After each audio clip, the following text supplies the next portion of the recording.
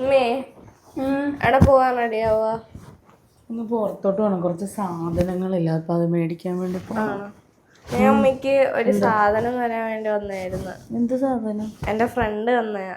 ഉമ്മ ചെലപ്പോ എനിക്കിപ്പൊ കെട്ടിപ്പിടിച്ച് ഉമ്മ തരും. പിന്നെ കെട്ടിപ്പിടിച്ച് ഉമ്മ തരാൻ പോണ എന്റെ ഫ്രണ്ട് തന്നെ ഉമ്മയ്ക്ക് പ്രത്യേകം കൊടുക്കുക എന്ന് പറഞ്ഞു. എന്ത് സാധനം കാണിച്ച നോക്കട്ടെ. കാരക്കായ? അയ്യോ എനിക്ക് ഭയങ്കര ഇഷ്ടമാണ് കേട്ടോ. ഫ്രണ്ടിനോട് താങ്ക്സ് പറ. താങ്ക് യു കേട്ടോ. ഇപ്പം എല്ലാവരും ചോദിക്കും എല്ലാ സാധനങ്ങളും ഇഷ്ടമാണ്.